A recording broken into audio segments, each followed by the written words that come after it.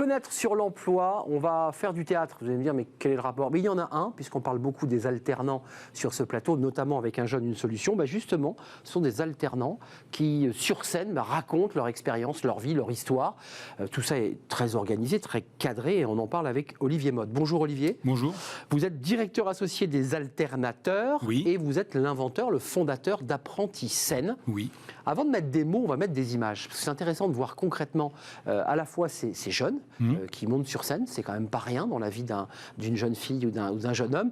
Et puis on va voir dans ce court extrait tous ceux qui vous ont accompagné, tous ces comédiens de premier plan qui vous soutiennent et qui croient à l'initiative. On regarde ces images et on en parle juste après.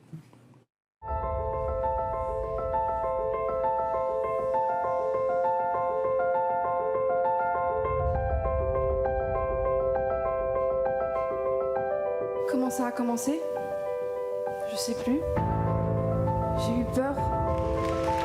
Je pense que le théâtre, c'est de toute façon un apprentissage qui te sert dans tous les domaines. Au moment où on lâche le premier mot, bam, ça déroule, ça déroule. Là, on se libère. Avant, j'aurais jamais osé être au théâtre comme ça. C'est le fruit de dur labeur, mais au final, c'était satisfaisant, mais de ouf. En fin de compte, ils ont trouvé leur liberté sur le plateau. Et ça, pour moi, c'est un cadeau magnifique. Il n'est pas connu, mais... Retour en plateau avec Olivier Motte. J'adore ce petit clip qui est très court, mais l'énergie qui se dégage de ces gamins qui disent « mais waouh, c'était extraordinaire ». Comment vous est venue cette idée de donner vie à des expériences qui, comme ça, d'apparence, paraissent banales? On est alternant, on va dans un CFA, on va chez un patron, bon...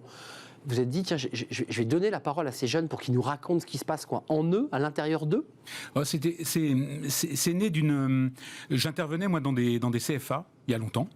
La problématique, c'était de donner confiance aux jeunes. Oui. Donner confiance aux jeunes, limiter le stress en entreprise, et puis surtout, leur apprendre les bons comportements en entreprise, pour éviter les ruptures de contrat. Ça, c'était terrible, les ruptures de contrat. C'est le jeune, il rentre en entreprise et puis il en sort tout de suite parce qu'il n'a pas les bons codes. Ça lui va pas. Et donc, on a voulu inventer un nouveau format de formation. Et puis, on s'est dit... Oui, c'est pas du coaching où on apprend à parler, là, c'est vraiment la scène qui les pousse, quoi. Voilà, il y a rien de mieux que le théâtre. Le théâtre est un véritable outil qui va nous permettre de faire ce qu'on appelle, nous, le théâtre comportemental. C'est-à-dire qu'on leur propose de faire une scénette publicitaire théâtrale, j'insiste sur publicitaire théâtrale, parce que c'est ça la nouveauté, c'est ça le concept, en fait, c'est qu'on leur demande de vendre leur métier. Et c'est ça qui est nouveau. On ne fait pas que du théâtre, ils vont vendre leur métier. Donc ils vont s'approprier tout le vocabulaire de leur métier et surtout ils vont être les porte-parole de leur métier. Ça, c'est important. Et puis, il y a quand même ce phénomène pour la première fois, pour beaucoup, j'imagine, de leur vie, se retrouvent devant un micro, devant une scène, comme une vedette. On a vu Philippe Carrois tout à l'heure qui s'exprimait, qui est très connu. Oui.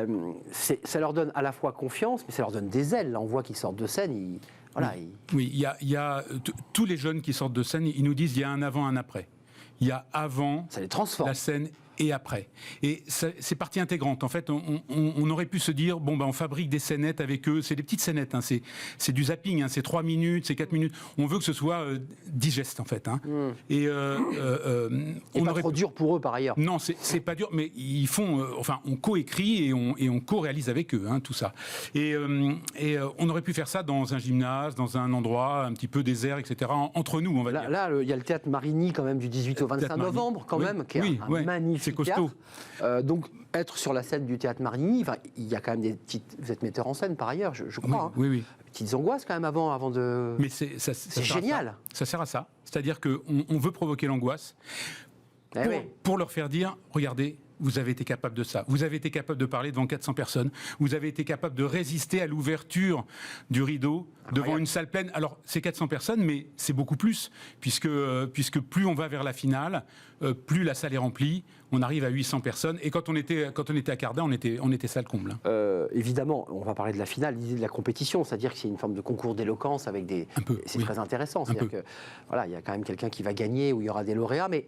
Quand ils arrivent ensuite devant un patron ou un recruteur, une fois qu'ils ont gardé en tête cette expérience de Marigny ou d'autres théâtres, tout ça doit leur paraître assez facile finalement. C'est ça aussi l'objectif. Alors ça, il reste quand même une angoisse hein, quand on est devant un recruteur, devant un... Oui, mais elle n'a pas été un petit peu comme ça nettoyée cette angoisse Elle a été gommée. Elle a été gommée parce que on leur dit aussi quand ils ont terminé leur épreuve d'apprenti-scène, on leur dit voyez, vous êtes capable. En fait, on verbalise, on leur dit, vous avez été capable de faire ça. Donc vous êtes capable de quelque chose de bien moins stressant qu'est l'entretien. Oui, il y a un petit côté thérapeutique quand vous le verbalisez. Vous leur dites, t'as vu ce que tu viens de faire ? Oui. Bon, bah écoute. Bon, c'est la méthode Coué, mais ça marche. En fait, ça marche. Théâtre Marigny, donc du 18 au 25 novembre. Il y aura 500 apprentis, on est d'accord ? Oui, c'est ça. Venus de toute la France. Venus de toute la France. Donc ils prennent leur train, leur voiture, les parents sont là. Oui. Et puis ils montent sur scène pour 3-4 minutes. Ils ont écrit ce texte, il a été préparé, hein, il a été mis en scène en quelque sorte. Oui. Et puis ensuite il est joué. Oui. Il y a un jury. Oui. Il y a un jury de professionnels, un jury aussi de célébrités qui nous suivent. Chaque année, on a des parrains différents qui viennent nous appuyer.